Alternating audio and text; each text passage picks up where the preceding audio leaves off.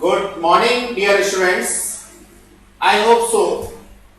Last class में जो differentiation वाला पार्ट हम लोगों ने पढ़ा था वो आपको क्लियर हो गया होगा और लास्ट क्लास में ही कुछ हमने इंटीग्रेशन के बारे में बताया था कि integration is the converse of differentiation.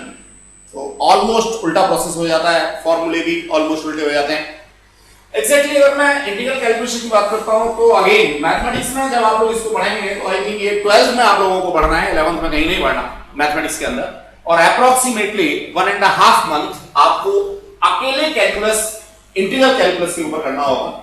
जिस चीज को आज हम यहां खत्म करेंगे जो हमारे फिजिक्स की नीड है उतना कॉन्सेप्ट हम लोग आज यहां पे पढ़ लेंगे। Let us move integral calculus integration. बच्चों डिफरेंशिएशन का कन्वर्स मैंने इसको कहा तो मैं ऐसे कह सकता हूं, मान लीजिए मेरे पास में ये लेंथ का कॉन्सेप्ट है और लेंथ के कॉन्सेप्ट को आइडियल स्मॉल पार्ट्स में मैंने डिवाइड किया था डिफरेंशिएशन के लिए और एक छोटे पार्ट को डीएल कहा था और आइडियल पार्ट्स में तोड़ने या इसको डिवाइड करने, सब डिवाइड करने के प्रोसेस को मैंने डिफरेंशिएशन कहा था। अब मैं इसका कन्वर्स करता हूं। मान लीजिए मेरे पास ये बहुत छोटे छोटे आइडेंटिकल पार्ट्स हैं। इन सारे आइडेंटिकल पार्ट्स को मैं जोड़ करके एक लंबी लाइन बनाना चाहता हूं। तो जोड़ करके लंबी लाइन बना रहा हूं, कहीं ना कहीं समेशन का कॉन्सेप्ट है, तो इसी को मैं नया नाम देता हूं इंटीग्रेशन। इंटीग्रेशन बोले तो आइडेंटिकल पार्ट्स को सम अप करके एक बड़ा पार्ट कंपैरेटिवली बनाना इंटीग्रेशन होता है। और बच्चों इंटीग्रेशन का जो साइन है ये वाला साइन भी कहां से आया, बड़ा मजेदार सा कॉन्सेप्ट सुनिए। आपने ये समेशन तो पढ़ी रखा होगा 10th में, आपने मीन, मीडियन, मोड स्टैटिस्टिक्स के लिए कुछ चीजें पढ़ी थी। जैसे लाइक आपने लिखा था x1 plus x2 plus x3 plus whatever so xn और इसका जनरल नोटेशन आपने दे दिया था summation xi where i equals to 1 से शुरुआत हो रही है और n पे खत्म हो रहा है तो n। ये आपने पढ़ा होगा समेशन। तो बच्चों इस समेशन का एक स्पेसिफिक फॉर्म जिसमें सारे एलिमेंट्स, इनको बोलता हूं मैं एलिमेंट्स, ये सारे एलिमेंट्स अगर आइडेंटिकल है तो मैं इसको पकड़ के खींच देता हूं, लंबा कर देता हूं और इसको इंटीग्रेशन कर देता हूं। लिमिट्स अपनी जगह पे अगर मैं डेफिनेट इंटीग्रेशन की बात करूंगा आज की ही क्लास में तो बताऊंगा कि लिमिट्स मेरी यहां 1 से लेकर के n तक एज इट इज रहेंगी और कॉन्सेप्ट आ जाएगा dx। तो बच्चों समेशन का एक स्पेसिफिक फॉर्म है इंटीग्रेशन। इंटीग्रेशन का मतलब एक तरीके से समेशन। तो कुछ स्टैंडर्ड एलिमेंट की बात हम लोग करें, कुछ फॉर्मूलों की बात करें, वो अभी देखेंगे और उसको कैसे फिजिक्स में यूज करेंगे। एक दो क्वेश्चन करेंगे और आई थिंक ये समझ में आ जाएगा। देखो बच्चे ये यहां एक कंपैरेटिव स्टडी को लेकर के, क्योंकि पिछली क्लास में डिफरेंशिएशन हम लोग पढ़ चुके हैं, तो एक कंपैरेटिव स्टडी लेकर के मैंने कोशिश की है देने की। देखो सबसे पहले इस फॉर्मूले को देखता हूं जो सबसे यूज किया था पिछली क्लास में हम लोगों ने। इसका converse integration x power n dx। ध्यान रहे यहां भी x है और यहां भी x है, तो ये फॉर्मूला होता है x power n plus 1 over n plus 1। मैं अगर इससे कंपेयर करता हूं तो यहां क्या किया था, जो पुरानी पावर थी मैं उसको आगे ले गया था, मल्टीप्लाई किया था और नई पावर एक कम करके लिखी थी। यहां मैंने उल्टा किया, नई पावर एक बढ़ा के लिखी, नई पावर से डिवाइड किया, सब कुछ उल्टा कर दिया। मल्टीप्लिकेशन की जगह पे डिवाइड किया, पावर एक कम करने की जगह बढ़ाई, वहां ओरिजिनल पावर से मल्टीप्लाई किया था, यहां मैंने नई वाली पावर से डिवाइड किया है। तो ये बात मुझे देखनी है। एक स्पेसिफिक थिंग, यहां पर n की वैल्यू -1 नहीं होनी चाहिए। अगर ये n की वैल्यू -1 होगी तो ये वाला फॉर्मूला फेल हो जाएगा, हम इसको यूज नहीं कर सकते। Thereafter, one thing is more here plus c। देखो बच्चे इसे हम लोग बोलते हैं इंटीग्रेशन कांस्टेंट। फिजिक्स में इसकी जरूरत पड़ती है लेकिन 12th में जाकर के थोड़ी सी एक दो जगह पे प्लस सी की जरूरत पड़ेगी, इंटीग्रेशन कांस्टेंट की जरूरत पड़ेगी हमें, बाकी कहीं जरूरत नहीं पड़ेगी। तो मैं अभी इसको एलिब्रेट नहीं करूंगा। नो डाउट मेरा अपना ऐसा एक कॉन्सेप्ट है, no study no complexion, more study more complexion. तो बच्चों जितनी ज्यादा चीजें पढ़ाएंगे कॉम्प्लेक्शंस बढ़ते चले जाएंगे। तो पढ़नी तो हमें बहुत सारी चीजें लेकिन धीमे धीमे करके पढ़नी है। एक ही दिन में हम 3 महीने के मैथमेटिक्स को नहीं कर सकते, इंटीग्रेशन को सारे खत्म नहीं कर सकते, तो हमें सिर्फ उन्हीं चीजों को भी डिस्कस करना है जिन चीजों की जरूरत हम लोगों को यहां पढ़ने वाली है। तो मैंने आपको एक फॉर्मूला बताया, ये वाला, इसको मैं दोबारा से लिखता हूं, x to power n dx integration. इसका आंसर आएगा x to power n plus 1, यानी जो नई पावर है वो एक ऐड हो गई, अपॉन में नई वाली पावर से मैंने इसको डिवाइड कर दिया। ये इंटीग्रेशन का फॉर्मूला है, और ये इंटीग्रेशन फेल हो जाता है अगर मेरा n इक्वल्स टू -1 है। अगर n इक्वल्स टू -1 है तो वहां एक नया फॉर्मूला काम आता है, ये वाला log e बेस। log भी दो तरह का होता है बच्चों, एक होता है log 10 बेस और एक होता है log e बेस। तो कभी log की बात आएगी तब हम लोग log के बारे में और डिस्कशन देंगे, लेकिन यहां पे e बेस है, बस मैं ये बताना चाहूंगा आपको।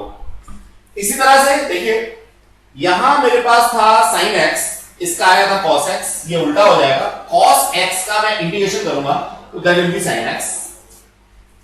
यहां मेरा cos x का डिफरेंशिएशन आया था माइनस का sin x, यहां मेरा sin x का इंटीग्रेशन आएगा माइनस का cos x। बाकी फॉर्मूले अभी मैं समराइज नहीं कर रहा स्टूडेंट्स, जरूरत नहीं है। बाकी जब भी आपको टाइम मिलता है, बहुत फिर से मैं अभी से बहुत सारा कुछ पढ़ना चाहते हैं, तो मैं आपको ये जरूर सजेस्ट करूंगा कि जितने भी फॉर्मूले यहां दे रखे हैं सारे के सारे आप लोग समराइज कर लें, धीमे धीमे करके पढ़ते रहें तो आपको बातें समझ में आने लगेंगी। तो इंटीग्रेशन में अभी मैं सिर्फ इतनी ही बात करना चाहूंगा। अब आता है मेरा डेफिनिट इंटीग्रल। तो देखिए बच्चों, डेफिनिट इंटीग्रल के लिए एक मैं निश्चित रूप से फॉर्मूला ही लेना चाहूंगा और उस को यूज करके एक क्वेश्चन करना चाहूंगा। यही कर लेते हैं, example number 4। It's a very good question, और इस क्वेश्चन की इंपॉर्टेंस भी मैं स्टूडेंट्स बता देता हूं। ये आप लोगों के यहाँ यूनिट नंबर 6 है, ग्रेविटेशन के नाम से। 9th में भी आप लोग ग्रेविटेशन पढ़ के आए हो, फॉर्मूला डायरेक्ट आपने पढ़ लिया होगा।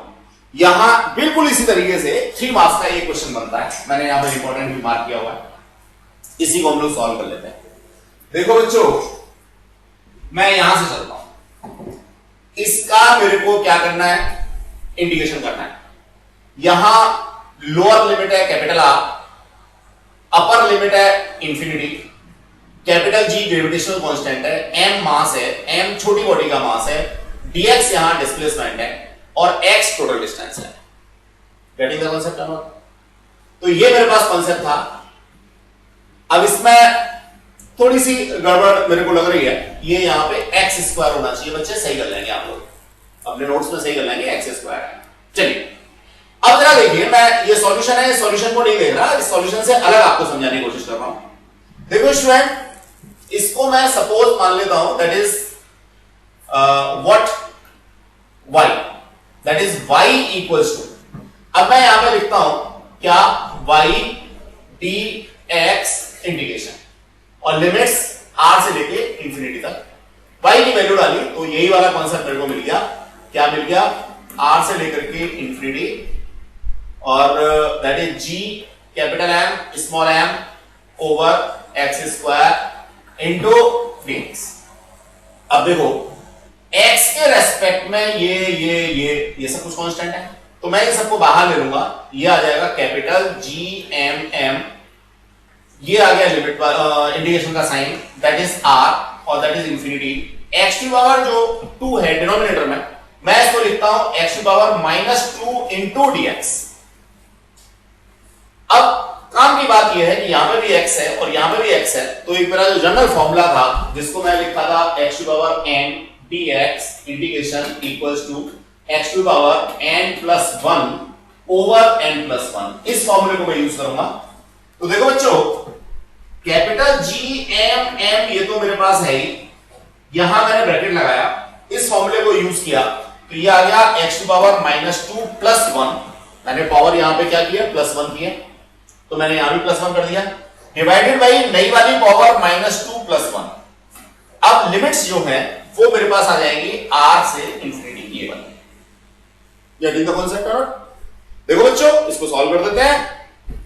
कैपिटल G M M तो मेरे पास है, अब ये क्या हो गया जी, ये नीचे बचा -1, तो मैं चलो -1 भी बाहर निकाल देता हूं। अंदर बचा मेरे पास में 1/x, x की पावर -1 बचेगा, x की पावर -1 को मैं 1/x लिख सकता हूं। लिमिट्स है मेरी r से लेकर के इंफिनिटी। जो डेफिनेट इंडिकेशन में मुझे आपको समझाना था, वो क्या समझाना था समझिए। देखो मैं इस वाले स्टेप तक पहुंच गया, यहां तक पहुंच गया, अब मैं यही आगे ऊपर आपको एक्सप्लेन करता हूं। माइनस जीएमएम बाहर आ गया।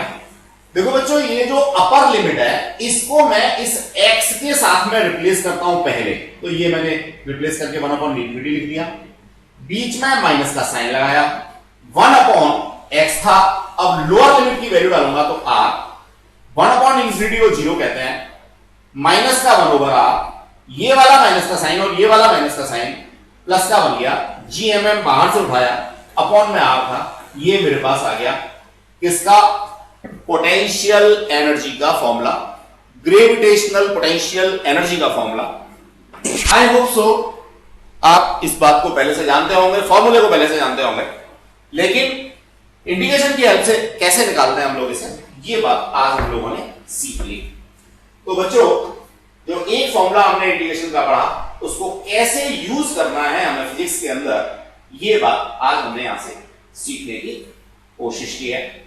अब थोड़ा सा टाइम हमारे पास अभी क्लास में बच रहा है, तो मैं लॉग के बारे में थोड़ा सा डिस्कशन और दे दूं, जो नोट्स में मैंने दे रखा है। यहाँ एक दो न्यूमेरिकल और है, ये भी आपके इंपॉर्टेंट है। ये जो 5th यूनिट है उसके अंदर आप लोगों को मिलता है इंटीग्रेशन का कॉन्सेप्ट, तो आई होप सो आप लोग इसको एक बार करने की कोशिश करेंगे। ये भी आपका वर्क ऑफ एनर्जी के अंदर मिलता है। ये तीनों के तीनों जो एग्जाम्पल्स यहाँ रखे हैं बहुत इंपॉर्टेंट है, ये आपको बिल्कुल तैयार कर ही लेनी चाहिए, आपके एग्जाम में 100% आएंगे। अब मैं आपको यहाँ पे एक नया कॉन्सेप्ट जो इसका है लॉग का, वो समझाता हूं। देखो बच्चे लॉग क्या है ये जरा हम समझने की कोशिश करें। लॉग क्या है, इसको हम लोग स्मॉल लॉग कैसे भी लिखते हैं। देखो स्टूडेंट्स एक बहुत नॉर्मल सा कॉन्सेप्ट मैं कैलकुलेशन को लेकर के यहां समझाना चाहूंगा। मान लीजिए आपके पास में कोई कॉन्सेप्ट है 2 3 5 9 6 7 8 3 4 2 मल्टीप्लाइड बाई 2 9 3 4 6 5 6 7 whatever। अब इसको मल्टीप्लाई करना आसान है क्या? बिल्कुल भी नहीं है। मान लीजिए आपके पास में है 17⁻², सब लोग जानते हो कर लोगे, पावर 3 है इसको भी कर लोगे। अगर मान लो आपको ये मिल जाए 17⁻239, तो अब बताओ जरा कर पाओगे क्या?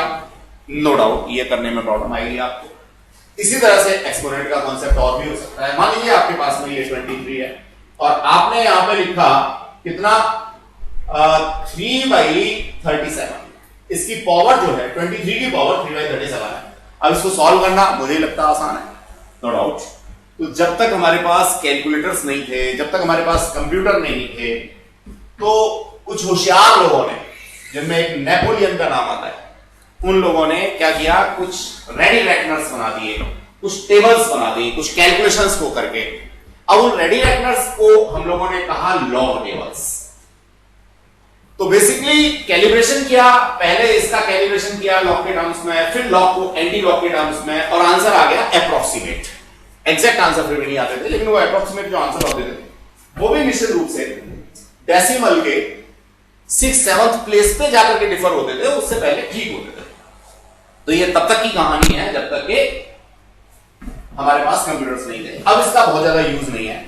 तो ओवरऑल अगर मैं बात करता हूं तो ना मैथमेटिक्स में ना फिजिक्स में इसको बहुत रेयरली यूज किया जाता है, लेकिन फिर भी कई सारे डेरिवेशंस हैं जिसमें हमारा यहां पे ऐसे log x या log e बेस x या log tan बेस x ऐसा लिखा मिल जाता है। अब हम वहां फंस जाते हैं, परेशान हो जाते हैं कि यही लॉग क्या है, हमने तो आज तक नहीं पढ़ा। तो बस मैं यहां ब्रीफिंग कर रहा हूं आपको कि भाई देखो लॉग जो है वो बेसिकली एक तरीका है जो बड़ी बड़ी कैलकुलेशंस हैं, इन कैलकुलेशंस को रेडी रेकनर या लॉग टेबल्स की हेल्प से सॉल्व करने का। मुझे यहां सिर्फ इतना सा समझना है बच्चों कि लॉग दो तरह का होता है, एक होता है log e बेस और दूसरा होता है log tan बेस। तो जितने भी रेडी रेकनर हैं, जितने भी लॉग की टेबल्स हैं, जितने भी लॉग के फॉर्मूले हैं, वो सारे के सारे log बेस 10 में होते हैं। और जितने भी फॉर्मूले अभी कैलकुलस या हम कैलकुलस के पार्ट्स डिफरेंशिएशन इंटीग्रेशन में पढ़ के आए हैं, वो सारे के सारे फॉर्मूले log बेस e में पढ़ के आए हैं। अब दो तरह के लॉग हो गए, एक हो गया e बेस और एक हो गया log बेस 10। नो डाउट इन दोनों का आपस में कैलिब्रेशन अगर हम लोगों को नहीं पता होगा तो हमें नो डाउट प्रॉब्लम हो जाएगी, हम नहीं पढ़ पाएंगे। तो एक सिंपल सा कैलिब्रेशन है, 2.303 log base 10 x is equals to log e base x। तो अगर log e base को कन्वर्ट करना है मुझे, तो मैं निश्चित रूप से ये एक मल्टीप्लिकेशन फैक्टर लेता हूं और इसको कन्वर्ट करके लिख लेता हूं। ये बहुत आगे की बात है, अभी आपको जरूरत इसकी नहीं है। Thanks a lot, I hope so आप इन बातों को पढ़ लेंगे।